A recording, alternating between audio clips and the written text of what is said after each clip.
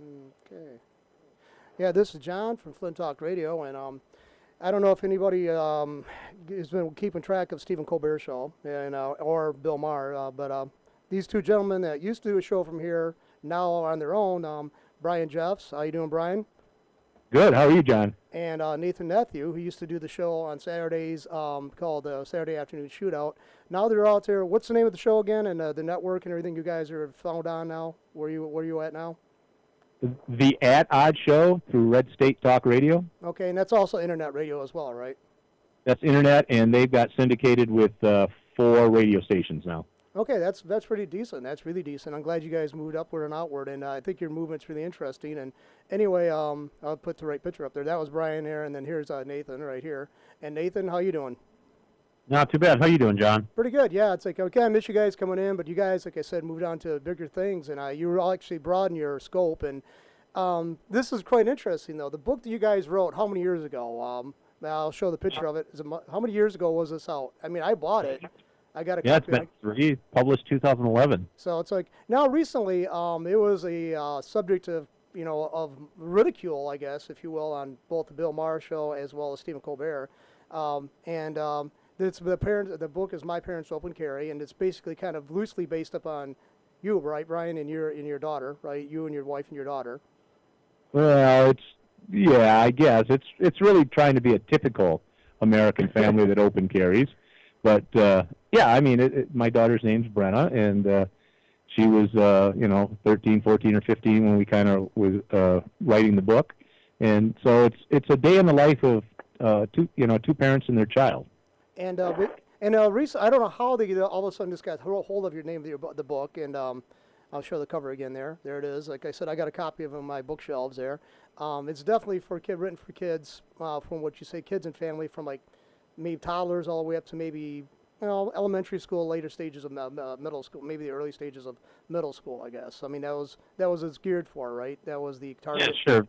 Yeah. Teenagers, 10, 12, 14, 15, anybody. Like Brian said, one of the best quotes I've heard, nobody is too young to learn about the Second Amendment. Yeah, now it's kind of weird. When I watched the Stephen Colbert section, that segment from his show, and his tongue-in-cheek thing of him trying to pose as a gun rights advocate and all this stuff aside, it just seems like it's just the whole idea of gun rights, gun ownership is becoming such a horrific thing to even address that they can make a joke about it. When I was growing up, which I'm 51, and it wasn't that long ago when I was a teenager, that was just commonplace. Everybody had a gun. Pretty much everybody where I grew up had a gun. Not everybody wanted to murder anybody or anybody. Now it's like such an oddball thing. They want to make you look like all of us seem like we're such strange and insane people. Yeah. So I mean, it just. Well, I think almost everybody still owns guns. In fact, I think the rate of gun ownership has increased. People still own guns. There's just such a loud voice on the left that is demonizing gun owners, and the media. They own the media. Yeah, the media is helping propagate that lie. So I think most people probably still do own guns. Like I said to Glenn Beck yesterday, more people than you can imagine are carrying guns around you right now. You may not know about it, but people do own guns. The majority of Americans are not anti-gun. Yeah, I think it's a publicity cool that they're trying to pull off, that marginalize and demonize and make it a personal, then attack that. That's a leftist tactic, right from, the Rules for Radicals by Saul Alinsky. I mean, they're trying to make anybody who is interested in the gun culture seem like you're just an out-and-out nut job. And I think let's face it, when you got 80 million to 100 million people owning guns that are confessing that they actually own guns, I think the number is much higher than the population of over 300 million people. Yep. I think, let's face it, if we gun owners actually just broke out the weapons we did have and hand them out to friends and neighbors, we'd have over 300 million people possibly armed with the amount of weapons we have in our hands at our disposal. That's true. And what we liked was on Amazon, we've shot up to like 115th all-time bestseller right now over all book categories, and #1 with the kid books in government. And we even beat out that senator. What's that Native American senator? Yeah, Elizabeth Warren. I saw the post. Washington Post? Washington Times, right? Yeah, Washington Today Times. Did an article about how her book was selling much more quickly than Elizabeth Warren's leftist tactics book. Yeah.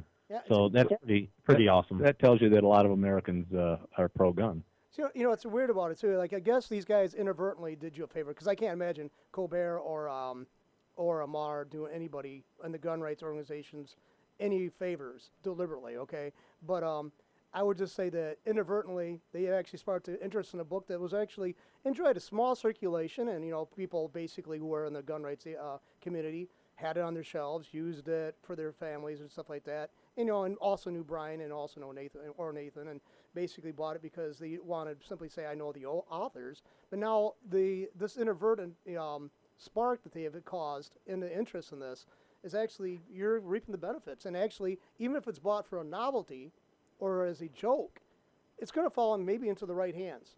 Somebody actually sees it and not think it's a comical thing, sees some real intelligence behind it, and maybe buy a copy for themselves. I mean, it's just... Yeah, we don't care if they buy it and burn it. I don't care. Yeah, it's like, because the money's in your... You could cry all the way to the bank, right? Yeah. Yeah, I mean, of course we wrote it, we wanted to sell it. We never really did it for the money. But I do want to tell Bill Maher, thank you for helping me replenish my ammo supply, because I really appreciate it. I'm just so glad that you guys actually did this. I mean, it's just like I don't think you guys did this with any anticipation that this could be going this way. I mean, this is basically what do you call snowballing. Basically, the interest in this book, and even if they did it in a mocking tone, it's actually served you quite well. I mean, I think that's the best revenge actually against the anti-gunners. I mean, it's basically what they set up as making to mock is actually working for in your favor. I think that's great. Well, we actually anticipated that this book was going to be controversial, and that if it got out with the liberal media, that it would kind of take off like this. We just hoped it would be sooner, but we'll take it now. Yeah, it's like I don't know. I just think it's really interesting too that I just think it's like Bill Maher especially. He's probably Stephen Colbert. I basically dismiss him because both of these guys, to me, people take everything they say, them and Jon Stewart too, and these guys have no special qualifications. I mean, they have their opinions. Maybe it's a little bit better informed than the average population, but I also say because of who they are, they're cut off from the major problems that the rest of us have to face. And basically, I don't see Bill Maher living in a ghetto situation. I don't see him living where he's in danger. Although with his mouth and his arrogance, he probably, if he was in the streets, he probably would be a target because he's such a jerk. Okay. But having said that, they think they can speak for America, and everybody wants to laugh with them. But I don't think they know what they're really out of touch with mainstream America. I think this indicates that. Their stance on guns.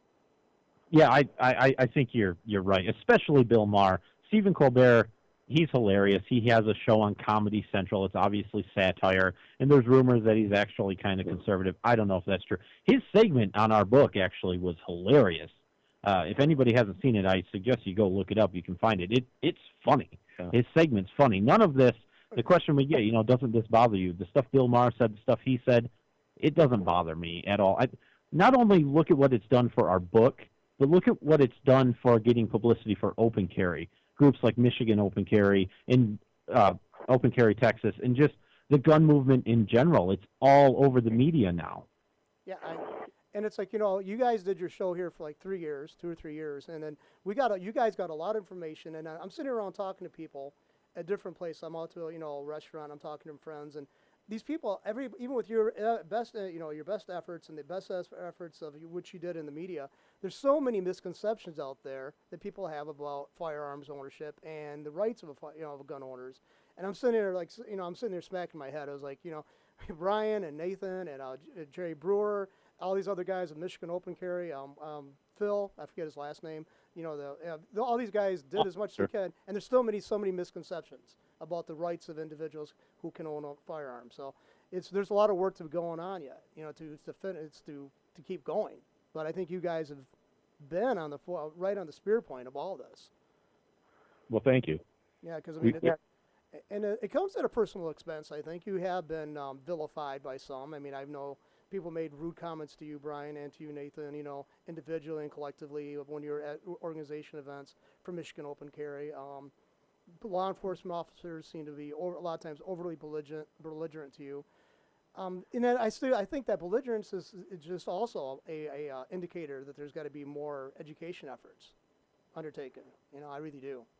Yeah, and like I said, that was one of the main reasons we wanted to write this book, is not only to get open carry out into the mainstream, but the book also answers a lot of the common questions that we get about open carry, about gun ownership, about carrying a gun, the Second Amendment in general. So I mean, it's a broad spectrum, and really, education. You're exactly right. Education is the tool that we need to employ to get people to stop believing everything they hear in the media, start thinking for themselves, and realizing, like I said, more people than you can imagine are carrying guns all around you. And for the most part, let's face it, violent crime has dropped. I mean, since the 70s, when I was a kid, there's a lot of efforts to do gun control and get it implemented everywhere, and it was going insane. I mean, of course, you had racial unrest because of this late 1960s, early 70s. Was right at the highlight, right at the point of, the civil rights movement, obviously, in the early 70s. And the cities were erupting in violence. And it was pretty scary living in Flint and Detroit or any place in a large urban setting. And that's, I think, and there was a big movement then by the left also to disarm the population. And I don't know how the left has got the label of being liberal, because they're anything but liberal when it comes to personal choice options, personal choices. They want to basically micromanage every aspect of your existence. So I never understood the word liberal applied to the left. But now I just think it's amazing that I wonder if Bill Maher, especially, because I mean, I saw the Colbert thing, skit, and it was very entertaining. I mean, it was kind of tongue in cheek, obviously, and I liked the one about where the wild things were, continuation of all these other titles. That was quite great. funny. But no, I think you guys have I think you guys get yourself in the middle of something, and I think this is really great, because I know that's what you guys want to be part of. I mean, both of you have thick skins and very well informed, and I think you guys are probably some of the best, spokespeople that any of the gun rights organizations can have out there, quite frankly. Well, that's quite a compliment. Thank you. It is. We appreciate that, John. I don't know if it's true, but we appreciate it. We'll take it. Yeah. Well, the thing is, both of you are well-educated people. You're not like some guy who lives in a trailer park and sits there and drinks six-packs a night, and night after night after night, and in the torn-up T-shirts. You guys both have professional lives. You're well-educated. You're college-educated. I know Brian is. I think, and also you were too, as well. Yeah. You went to college too. Yeah. So. We're just normal folks. I mean, I think is what you're getting at. Yeah, we're just normal people, like most gun owners. Yeah, that's what the thing is. They always want to depict gun owners as being illiterate, willing to breed with their family members at a drop of a hat. And I really get sick of it. That's the reason I don't watch mainstream television largely. I don't watch movies, because gun owners are always depicted as these nut jobs. These guys are going to join the militias and kill people, and they want to, they're all racist. I mean, that's another thing we're all tagged with. Yeah, and it was funny. Well, go ahead. I just want to say it was funny because a lot of the comments by people, who obviously hadn't read the book, they're making assumptions. We're making fun of the people, because the artwork, because they look gay, so they're bashing gays, and then they're saying, oh, they're all white people, and even though we have black characters in the book, but then they mention, oh, they have a token black person. Yeah. So who's the racist? Yeah, it's the liberal left. Yeah, they're intolerant. See, I guess it's a form of intolerance, because they put themselves in a role, have to speak for the black person. The black person's incapable of speaking for themselves, thinking for themselves. They just got to look to their white caregiver, their white patron, to get approval. And I think that's more racist than hating somebody. You hate somebody sometimes because you fear them. The liberals seem to mock blacks because they think they're powerless and unable to do things for themselves. I think that's much more, that condescension is much more appalling, in my opinion. Yeah. I agree. Because I found that it's always masked. Mr. Moss, who does a show from the studio, What's Going On Mondays from 2 to 3, and a shameless plug, by the way. But he makes that case, and he's a black conservative, and he basically rails against this white liberal estimation that all blacks have to be taken care of, that they're unable to evaluate situations in their own lives and find their best course on their own. And he finds that more appalling as well. So. Yeah. But well, I agree. So anyway, Well, one of the things I want to say that if anyone's interested in the book, they can get it on Amazon.com. They can just go there. They can check out a little preview on our website. Yeah. Parents Open Carry. And there's a plug. yeah, there's a plug. Hey, shamelessly plug it, man. I mean, I'm serious because I mean, you guys put the effort there. I'm just really gratified to see it after all these years of knowing you. And I know that book was out there. Like I said, I have it in my collection on my bookshelf. I read it when I first got it, and I think it's really kind of funny now that these guys. I don't know who brought it to their attention. Did Mara and his rant, and probably I didn't see his. Nate can tell you the story of how we think that happened. Can I? I can. Well, I have no idea if this is how it happened, but in my dream world, this is how it happened. Well, I think this is true. I think this is a good hypothesis. Every Town for Gun Safety put out that pro-gun ad that they made. They sold it as an anti-gun ad, but it showed a woman that was unarmed, her ex-husband or whatever, breaking in, and she had no way to protect herself and her child from this man other than calling 911 and telling them she had a restraining order. If she had had a gun, she could have protected her child. So it was a pro-gun ad. They posted that on their Facebook page. I commented, and Brian had a great idea. Hey, put a link to our book in there. So I did. They get a ton of traffic on their Facebook page. Hopefully, in my dream world, one of Bill Maher's people saw it, because they're all anti-gun, right. And he picked it up, and then Colbert, and then Glenn Beck, and here we are. Yeah. No, I'm just grateful to see that you are actually in the forefront of this. I mean, it's like, of course, you are going to be the liberal left is not going to see the value in what you're saying anyway, and they're going to just keep on be on the attack and mocking all of us gun owners. But I think you guys have to basically what you have. I mean, you've been out there in the forefront, like I said, for all these years. So I mean, you're basically what you are up against. These people are not going to ever back down. They're not going to ever see the merit or admit to the merit. I mean, there's occasional honest leftists, leftists out there, but they're very rare. I mean, I think there was like one woman who actually served on the Kennedy campaign, Teddy Kennedy, and got anti-gun programs implemented. And then a couple years later, she examined the statistics and found that wasn't, there wasn't bearing the fruit that they were hoping it would bear. And so she became pretty much on the side, convinced that gun ownership wasn't an awful thing, and she became a gun rights advocate. I'm drawing a blank on the woman's name, but anyway, she was an honest leftist, which is very rare, because they're so committed to causes they refuse to admit when they're wrong, and when they do, it's usually too late. Well, with my Parents Open Carry and with the the publicity it's been getting, if we can get one person like her or one person that's on the fence or whatever to see it, see the name of our book, either buy it or not, but see it associated with something like Michigan Open Carry, go do some research, and then maybe they'll learn, they'll get educated, like you said earlier, and they'll see it, and they'll realize that, oh, these people aren't crazy. There is something to this open carry thing, or just carrying a gun in general, and maybe we can sort of help move some people in the right direction.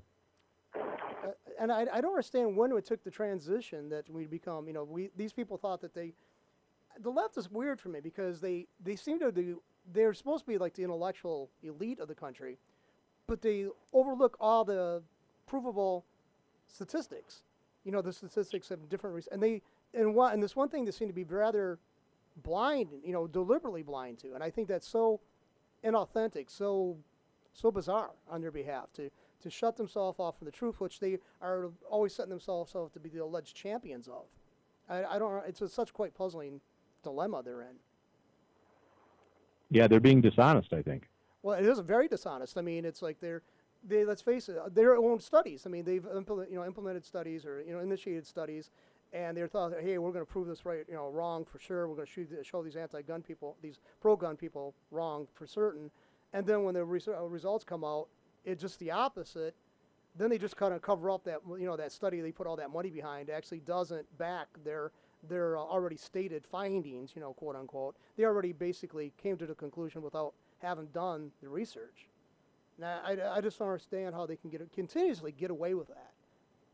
Yeah, they cherry pick what they want here and there, and often it's false, or it's later proved to be faulty science. The data is wrong, but they continue to harp on it, that 49% of all, gun sales are without background checks. That was totally disproven, yet they keep harping that that's the statistic. Well, if all you're listening to is left media, you're going to believe that, and then you repeat it.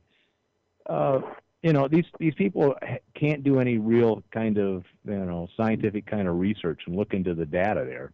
It's out there on the internet. I mean, you can look at the CDC reports. You can look at all this Department of Justice, FBI statistics, and come to your own conclusions. Yeah, now, see, I'm going to give you a kind of a prop here, Brian, because I know that your background, you are a scientist. I mean, you're trained for a scientist. You engage in science, you know, the scientific methodology every day in your career. So, I mean, you do have a background in science. And now, if you had found that the gun ownership was as horrible as the left depicts it, you would have to be on board for their programs to eradicate gun ownership. But you, as a scientist, and that's hard. And let's face it, you are the same person. I mean, you have your, you know, your private self and your professional self, but let's face it, you are a convinced a person who's convinced of the scientific, you know, the validity of scientific methodology. So, I mean, you can divorce yourself from the facts that these people seem to be so willing to do. Right. I try to seek the truth as opposed to finding things that might support my argument. Yeah, and here's the thing about that, though, and I have a slightly different perspective than a lot of people. Even if, and I don't want this to be taken the same way, but even if the data didn't show what it showed, freedom isn't always the easiest and not always the most emotionally positive thing. Freedom is not always what seems to be the best answer. Freedom has a cost. And so even if the data didn't show what it does clearly show, I would still be in favor of freedom, you know, the Second Amendment, gun rights, those sorts of things. I think, so the data to me really is somewhat irrelevant other than to have an academic discussion about it. So if you're saying if 60 million people a year were killed with firearms, then that's the price of freedom. I think so. Okay. Yeah. But we're not doing it. I mean, that's pretty ridiculous, but, you know, that's an absurd argument. Yeah, so it's a fallacy. Yeah. Because it's, yeah, okay. Yeah, now, I could see, I am a person who believes that freedom does have a cost. I agree with you, Nate. I really do. Let's face it, and so many times the left wants us to convince us to be convinced that no matter the choices a person makes in their personal life and all other issues, we can't judge them for it. We can't make them hold them accountable for it. We just have to roll that in their cost into the cost of doing business as a country, so to speak. We're never supposed to hold them, and yet when they're provable that they're boogeyman, you know, the gun rights and the gun rights advocates and the gun ownership isn't as horrific of an impact on the country as they want everybody to believe it. They still want to step all over the rights of people.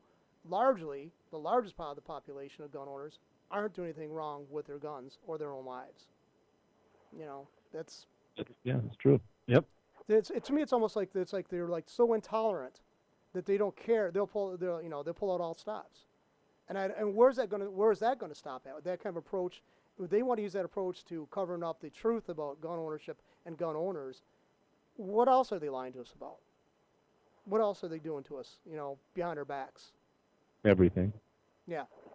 Yeah, I think, everything in the liberal agenda is some form of that.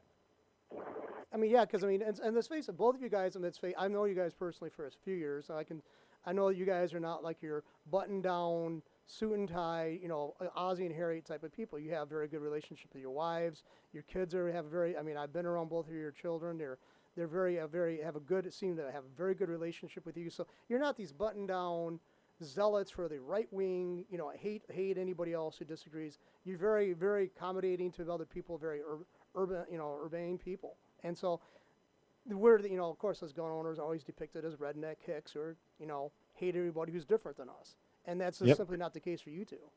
Just common folks, like most gun owners. Right. That goes on at the back. That's what they want to demonize something that's like so easy to disprove.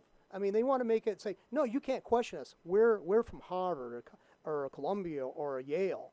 You know, you can't question us. Although we never actually worked a day in our lives, we don't even know. We'd be horrified to actually meet somebody who actually worked for a living, who actually sweated. I mean, these people are totally cut off the mainstream American. They really are. And they mock the idea of, well, what do you say that, you know, you got to have a gun there and police are minutes away. It's not, that's not that crucial most of the time. And that right there, that statement right there shows how oblivious they are to the facts of crime. Well, yeah, Brian and I actually had a woman walk up to us on the corner of the state capitol building in Lansing. She walked up to us and said, "I don't have a gun, and I'm still safe. I'm alive." And, well, lady, you're either, being absurd, which you are, or you're completely ignorant of our point. That's when I grabbed her by the throat and started choking her. I said, "How are you now?" Well, I mean, he didn't actually do that, but he said, "What if I did? Right. Then you wouldn't be safe, and you're unarmed." So, I mean, that's the point. It could happen at any time. Yeah. Well, I like this thing too, like they say about, well, women, they don't have to have guns. In the time of crisis, that adrenaline is going to give you this rush, and you're going to have superhuman strength. You can't depend on that. It's like this super shot, real quick, coming up and helping you out. It's there, yeah. I mean, we're wired for that. But let's face it, overwhelmingly, females are going to suffer the disadvantage. Men, on the average, have 3 to 5 times the upper body strength of the female. This is all scientifically proven. Okay, they just took the largest pot. The test. They proved this. And so I guess that superhuman strength is going to be instantaneously available. And even if it was, even when it is, they're going to automatically know how to, to get all this stuff together and fight against this attacker much larger and prevail. I just think that's bizarre. And of course, there's a large percentage of people that, when are faced with that, shut down completely and just give up and fall down. That's true. I mean, let's face it. Look at animals. Look at animals. They don't fight back. Their body shuts down. They go into shock and they're defenseless. So, and that's the case too. They'll say, "Well, what happens if this happens and you got a gun?" Now they got your gun and they're using it against you. And I say, "Well, then you got to prepare for that too." But I mean, you guys always advocate training, not just armed but unarmed. Because let's face it, we all know, even if you carry a gun, the likelihood that you're going to be able to pull that out fast enough a lot of times. You have to work yourself in that position. You have to get away from the immediate threat, then try to even retreat further away from the immediate threat. But you have to know what everything is available to you, and you have to know how to use it. And we've always advocated. I've heard your people say this. Get training. Don't just depend on the firearm. Get martial arts training. Learn preparedness. It'll always look around. There'll be situational awareness. Those alone are going to often prevent you from having to draw your weapon in the first place.